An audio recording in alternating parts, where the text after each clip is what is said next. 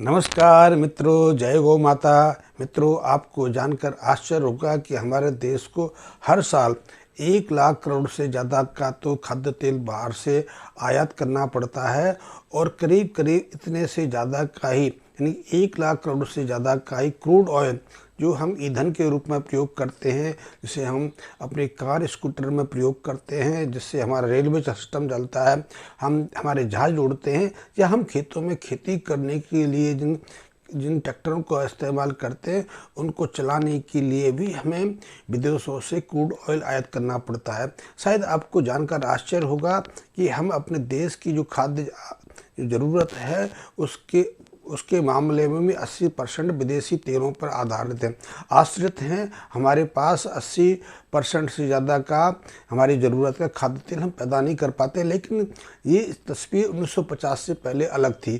1950 से पहले हमें किसी खाद्य तेल का आयात नहीं करना पड़ता था, क्योंकि हमारे देश में गौ माता के द्वारा इतना घी हमें प्रदान कर दिया जाता था कि हमारी जो खाद्य तेल की आवश्यकता थी, जो आपूर्ति थी, सहजता से पूरी हो जाती थी। क्योंकि 1950 के आसपास हमारे देश में हमारी जो जितनी जनसंख्या थी उतनी ही जनसंख्या हमारी गौ माता की थी।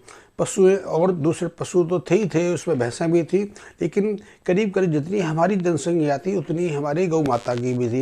इसलिए हमें पर्याप्त मात्रा में घी, दूध, दही मिलता था। और उसके अलावा हमारे घरों में इतना घी पैदा हो जाता था कि हमारी जो घी की जो आवश्यकता है सहजता से पूरी हो जाती थी। बहुत लोग ऐसे भी थे जो घी का अतिरिक्त उत्पादन करके हमारे जैसे बहुत लोगों के घरों में सप्लाई भी करते थे। मैंने स्वयं आज करीब 1980-85 के आसपास 30-35 रुपये किलो देसी घी खरीदा है। मैं तो तब छोटा था, मेरे दादाजी लेते थे, और हमारे आसपास के गांवों से लोग जब घी बेचने के लिए निकलते थे शहर की तरफ, तो रास्ते में हमारा गांव पड़ता था, हमारा घर पड़ता था, और उनको पता था कि हमें भी देसी घी की आवश्यकता होती है, तो हम भी उनसे खरीदते थे। और उस समय शायद 30-35-40 रुपये केजी के आसपास से देसी घी रहता था। और जब तक हमने देसी घी प्रयोग किया, बहुत लोग प्रयोग करते थे। मैंने तो ऐसे लोग देखे हैं जो आधा केजी से 1 केजी घी का प्रयोग एक बार में कर जाते थे। बहुत मात्रा में हम घी का प्रयोग करते थे। हम दूध में भी घी का प्रयोग करते थे, हम घी शक्कर के रूप में घी का प्रयोग करते थे। मक्खन तो हर बच्चे को दिया जाता था। फिर कोई मेहमान आता था, उसके लिए अलग से खान पीन की व्यवस्था देसी घी से होती थी, उसे अतिरिक्त रूप से घी दिया जाता था, दाल में घी दिया जाता था। यहाँ तक कि मैंने खीर के अंदर भी घी खाया है और खिलाया है। इसी तरह मध्य भारत में, उत्तर भारत में चूरमे का प्रचलन है। चूरमा घी से बनता है, इसलिए कई जगह दाल बाटी है या वाफले हैं वो भी घी में तलते हैं। और वो घी सिर्फ देसी घी होता है, गौ माता का होता है। पिछले 30-40 सालों में उसका प्रचलन थोड़ा बदला है। हमने घी को रिप्लेस कर दिया, तो जर्सी ले आए, तो जर्सी को भी हमने गाय मान लिया, तो उसका घी भी प्रयोग करने लगे, या फिर भैंस का दूध घी भी प्रयोग करने लगे। लेकिन यथार्थता हमारे यहाँ घी का अर्थ सिर्फ गौ माता के घी से होता था। और इतनी मात्रा में घी खाने के बावजूद भी हम बीमार नहीं पड़ते थे। किसी को हृदय संबंधी रोग नहीं होता था, किसी का ब्लड प्रेशर नहीं बढ़ता था, किसी को पैरालिसिस अटैक नहीं आता था, किडनी जैसी बीमारियों का तो पता ही नहीं था। फिर अचानक जब या हमारी सरकारों ने, या हमारे स्वास्थ्य विशेषज्ञों ने, या फिर हमारे डॉक्टर्स ने हमें बताया कि हम जिस दूध दही को प्रयोग करते हैं, घी का सेवन करते हैं, वो हमारे लिए हानिप्रद है, और इसकी जगह हमें रिफाइंड ऑयल लेना चाहिए। तो जब से हमने रिफाइंड ऑयल का प्रचलन हमारे अंदर बढ़ा, हमने रिफाइंड तेल है उसका प्रयोग शुरू करने लगा, हमारा स्वास्थ्य बिगड़ने लगा। हमारे देश के अंदर, हमारी सोसाइटी के अंदर हृदय रोगियों की संख्या अनायास बढ़ने लगी। हृदय रोगियों के साथ में ब्रेन स्ट्रोक के मामले या पैरालिसिस के मामले अचानक बढ़ गए। आज तो ये हालत है कि देश की करीब करीब 60% से ज़्यादा वयस्क आबादी हाई ब्लड प्रेशर से, यानी कि उच्च रक्तचाप से पीड़ित है। और उच्च रक्तचाप ही हृदय रोगों का कारण भी है, या फिर हृदय रोगों का कारण भी उच्च रक्तचाप है, और उच्च रक्तचाप के कारण ब्रेन हेमरोज आते हैं, पैरालिसिस के समस्या भी सामने आती है। और जिनका उच्च रक्तचाप रहता है उनकी किडनी भी खराब होती है, उनके फेफड़ों में भी पानी भर जाता है। बहुत सारी बीमारियां सिर्फ और सिर्फ उच्च रक्तचाप के कारण होती है। और उच्च रक्तचाप के लिए वैसे तो स्वास्थ्य विशेषज्ञों को उसका कारण ही नहीं मालूम, लेकिन ज़्यादातर अब मानने लगे हैं कि उसके लिए जो खून की नालियाँ होती हैं वो कठोर हो जाती हैं, और कठोर इसलिए हो जाती हैं कि उनकी आंतरिक परत के अंदर जो जो जो फैट है वो उसके अनुसार से कोलेस्ट्रॉल है, कोलेस्ट्रॉल उनके अनुसार से देसी घी से आता है या कोकोनट तेल से आता है या फिर मूंगफली के तेल से आता है। इसलिए वो कहते हैं कि इनकी जगह अब रिफाइंड तेल करिए। लेकिन रिफाइंड तेल जब हमने प्रयोग किया, उससे पहले हमारे देश में किसी को हृदय संबंधी रोग नहीं होता था, और हमारे देश की जो लोगों की जनसंख्या थी उसकी खून की रक्त नलियाँ हैं सॉफ्ट रहती थी, लचकदार रहती थी। लेकिन जब से हमने ये नए प्रयोग शुरू किए, हमने स्वास्थ्य विशेषज्ञों की सलाह मान के चलना शुरू किया, हमारी धमनियाँ कठोर होने लगी, सक्रिय होने लगी, और हम हृदय संबंधी रोगों से पीड़ित हो गए। ये तो एक मामला हुआ। लेकिन आपको एक दूसरी मैं बात बताऊं कि हम करीब करीब जितना खर्चा हम खाद्य तेल के आयात पे करते हैं, उतना ही हम क्रूड जो पेट्रोलियम प्रोडक्ट हैं, पेट्रोलियम के जो ऑयल हैं, उनको आयात करने के लिए भी करते हैं। और इस मामले में हम 80% तो गल्फ़ में पश्चिमी एशिया पर निर्भर हैं, फिर कुछ परसेंट हम अमेरिका पर निर्भर हैं, और इनके कारण हमें अपनी जो देश की जो बहुत बड़ी अमाउंट जो है विदेशों को भेजनी पड़ती है। और इस मामले में हमारी गौ माता हमारी बहुत मदद कर सकती है। पहले मामले में यदि आप देसी गाय के घी का प्रयोग करने लग जाएं अपने खाद्य में, अपनी रसोई में, अपने खाने पीने में, तो ना केवल आप बीमारियों से मुक्त रह सकते हैं, और बीमारियों के ऊपर जो आपको लाखों रुपए खर्च करने हैं, क्योंकि निश्चित है कि आज हम कह सकते हैं कि यदि आज कोई बात अभी स्वस्थ है तो हम कह नहीं सकते कि कल भी वो स्वस्थ रहेगा, क्योंकि अब स्वास्थ्य जो है, स्वास्थ्य मौसम के अनुसार तरह हो गया है कि जैसे मौसम कब बिगड़ जाए कुछ पता नहीं चलता। ठीक इसी तरह स्वास्थ्य कब बिगड़ जाए, कब बीमार पड़ जाए, कब किसी को हार्ट अटैक आ जाए, कब किसी को पैरालिसिस हो जाए, कोई पता नहीं चलता। और यहाँ तक कि स्वस्थ आदमी अपना चेकअप कराने डॉक्टर के पास जाता है, डॉक्टर कई तरह के टेस्ट कराता है, तो उसको पता लगता है कि उसकी लीवर में प्रॉब्लम आ रही है, उसका लीवर सूजने लग गया है, या उसकी किडनी में प्रॉब्लम आ गई। अब वो कहते हैं किडनी का ट्रीटमेंट लो, आप लीवर का ट्रीटमेंट लो। या फिर 60 के बाद तो आपके ज़्यादातर पुरुषों के पोस्टर बढ़ने लगे, पहले ऐसी कोई समस्या नहीं थी। और ये सब समस्या इसीलिए हुई कि हमारे खाने पीने में परिवर्तन हुआ, और हमने जो हमारा अमृत तुल्य घी था, घी को आयुर्वेद में कहा गया है, और कहा गया है वो महत्व नहीं रखता। महत्व यह है कि हमने प्रयोग देखे हैं, हमने देखा है कि जो लोग घी का सेवन करते थे वो 70-80 साल तक तो बिल्कुल स्वस्थ रहते थे, खेतों में काम करते थे, और उम्र के हिसाब से वो 90 साल और 100 साल तक रहते थे। यहाँ तक कि मेरे अपने परिवार में कई ऐसे लोग रहे हैं जिनकी आयु 95 और 90 के बीच रही है। और मैंने कई लोगों को देखा है जो 100 साल में भी स्वस्थ हैं, क्योंकि उन्होंने घी दूध खाया। हमारे यहाँ प्रचलन भी है, कहावत भी है कि यदि किसी ने बचपन में घी का सेवन किया है, दूध का प्रयोग किया है, तो वो स्वस्थ रहेगा ही रहेगा, निरोगी रहेगा, दीर्घायु रहेगा। तो जब से हमने आधुनिक चिकित्सकों की जो आशीर्वाद थे या जो उनके दिशा निर्देशन थे उनके अनुसार से चलना शुरू कर दिया, तब से हमारा स्वास्थ्य खतरा पड़ गया। यदि इतनी अमाउंट बचा लें, आप अंदाज लगा सकते हो कि 1 लाख करोड़ से ज़्यादा की अमाउंट हम सिर्फ खाद्य तेलों पर आयात खर्च कर देते हैं। ये तेल आता है, सोयाबीन का तेल तो रशिया से आता है या यूक्रेन से आता है। हम जो पाम ऑयल होता है वो हम फिलीपींस से आयात करते हैं, इंडोनेशिया से आयात करते हैं, मलेशिया से आयात करते हैं, कुछ तेल हम ऑस्ट्रेलिया से आयात करते हैं।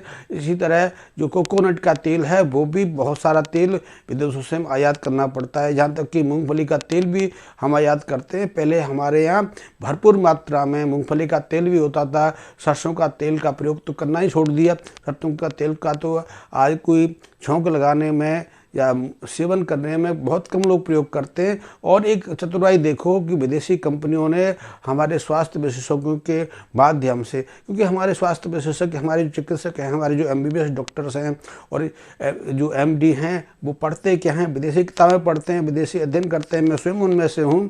तो हमें बताया जाता है कि सरसों का तेल या रिफाइंड आप क्रूड ऑयल यूज़ करेंगे तो वो हानिप्रद है। उसको रिफाइंड करके, रिफाइंड करने से एक चीज़ हुई कि रिफाइंड करने से हमारे दिमाग में एक सेटअप बैठा दिया कि हमें प्रयोग क्या करना है, हमें देसी घी यूज़ नहीं करना, हमें जो कच्चा सरसों का तेल होता है, इसे खाने का तेल कहते हैं, या तिल का तेल है, या मूंगफली का तेल है, या नारियल का तेल है, वो प्रयोग नहीं करना, हमें रिफाइंड तेल प्रयोग करना है। लेकिन उसके अंदर आपने रिफाइंड तो देख लिया, रिफाइंड हमारे दिमाग में, मस्तिष्क में बैठा दिया, लेकिन इसके पीछे एक और चतुराई थी जिस पर हमने या आपने ध्यान नहीं दिया। वो चतुराई ये थी कि जब तक हमारे अंदर, हमारे देश में रिफाइंड तेल का प्रचलन नहीं था, उससे पहले तक हम आसपास अपना तेल स्वयं अपने आँखों से निकलवाते थे। हमारे आसपास बहुत लोग कोल्हू वाले होते थे जो सरसों का तेल, कोकोनट का तेल या मूंगफली का तेल सहजता से निकाल देते थे, तिल का तेल निकाल देते। लेकिन जब से रिफाइंड का प्रचलन शुरू हुआ तो हमारा स्वास्थ्य नहीं बिगड़ा, हमारे देश में जो कोल्हू थे, क्योंकि हर चौथे पाँचवें हर गांव में ऐसा कोल्हू मिल जाता था, तो वहाँ उन लोगों को रोजगार भी मिलता था, कोल्हू से तेल भी निकलता था, तो पशुओं के लिए खली होती थी, वो खली पशुओं के लिए भी अमृत तुल्य थी, उनके स्वास्थ्यकारी थी, उनके लिए आरोग्यकारी थी, उसके उनका दूध का उत्पादन भी होता था। तो जब से पश्चिमी मीडिया ने हमारे डॉक्टरों के माध्यम से हमारे दिमाग में ये बैठाया कि हमें देसी घी या घानी का तेल यूज़ करने की जगह हमें रिफाइंड करना चाहिए, तो रिफाइंड तेल ने इतने जो लाखों लोग जो तेल निकालने का कार्य करते थे, जिनके पास कोल्हू थे, उनको बंद करा दिया। क्योंकि रिफाइंड का प्रोजेक्ट तो करोड़ों का होता है और करोड़ों लगाने वाले इस देश में कितने हैं, और एक आध करोड़ का नहीं कहेंगे, करोड़ तक का प्रोग्राम ये रहता है रिफाइंड का। इसलिए सारा बिजनेस, जो छोटे छोटे कोल्हू लेके इधर उधर बैठे होते थे, हमारे गाँव देहात में बहुत लोग कोल्हू से तेल निकालने का कार्य करते थे, उनको विरोध करने का कार्य भी हमारे डॉक्टरों ने, हमारी मेडिकल संस्थान ने और हमारे जो चिकित्सक बंधु हैं उन्होंने किया। न केवल हमें रोगों की तरफ ढकेला, बल्कि हमारे बहुत सारे जो छोटा बिजनेस करते थे, तेल वगैरह निकालते थे, उनका धंधा बंद करा दिया और रिफाइंड तेल का जो बिज़नेस थोड़े से लोगों के हाथ में सिकोड़ के रख दिया। और सबसे बड़ी समस्या तो ये रही कि जो हम पशुओं के लिए जो खली का प्रयोग करते थे, खली से पशुओं का पेट सही रहता था, वो काफ़ी मात्रा में दूध देती थी और वो दीर्घायु होती थी, वो प्रक्रिया भी हमने डिस्टर्ब कर दी। क्योंकि आज तो खली मिलती नहीं है, क्योंकि तेल ही हम नहीं निकालते, तेल निकालती बड़ी कंपनियां, और उनका प्रोसीजर जो है वो कोल्हू नहीं है, उनका प्रोसीजर है अल्कोहल बेस, हेक्सिन वगैरह गैस के माध्यम से वो तेल को एक्सट्रैक्ट करते हैं और उसमें मैक्सिमम तेल उनका निकल आता है। और वो उसके अलावा भी अपने तेल में मिनरल ऑयल भी डालते हैं और रिफाइंड के नाम पे हमें बेचते हैं। तो मैं आपसे कहना चाहूँगा कि यदि आप इस बात को समझ लें और समझ के उस पर थोड़ा अमल करें, तो हमारी गौ माता इस मामले में हमारी मदद कर सकती है। हम एक नया व्यापार खड़ा कर सकते हैं, और जो हमारे परिवार से, चाहे हमारा मेडिकल जो सिस्टम है डेवलप कर रहा है, हमारे चारों तरफ हमारे अपने बच्चे डॉक्टर्स बन रहे हैं, हॉस्पिटल खुल रहे हैं, केमिस्ट खोल के बैठे हैं, उसको आप लगा हुआ कि वो रोजगार कर रहे हैं, लेकिन उस रोजगार में भी हम कुछ बदलाव ला सकते हैं। क्योंकि जो डॉक्टरों का जो चक्र है, जो लाखों रुपए खर्च करने की हमारे ऊपर कभी भी समस्या खड़ी हो सकती है, वो बंद हो सकता है। सिर्फ मात्र आपकी समस्या है कि आपने अपने घर में रिफाइंड तेल का जो प्रवेश है वो बंद कराना है, रिफाइंड तेल की जगह अपने घानी का तेल प्रयोग करना है, और खाने में आपने देसी गाय के घी का प्रयोग करना है। हमने तेल का प्रयोग मौखिक रूप से बहुत सीमित रूप से किया है। हमारे आयुर्वेदिक ग्रंथों ने कहा है कि तेल का मौखिक प्रयोग नहीं करना चाहिए, तेल का प्रयोग शरीर के ऊपर से करना चाहिए, चाहे वो शरीर की मालिश का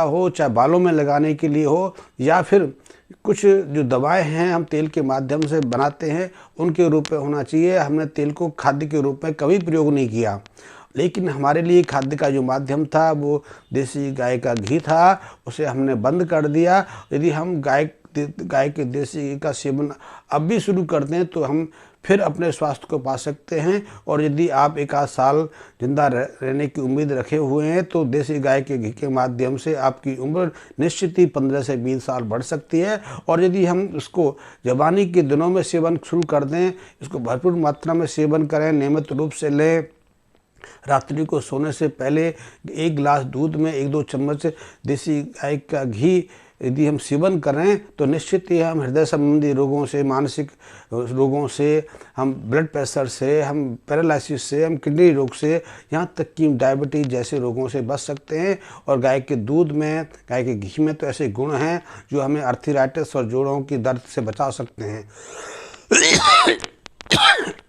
इसमें औषधि रासायनिक गुण हैं, रसायनी है, आयुवर्धक है।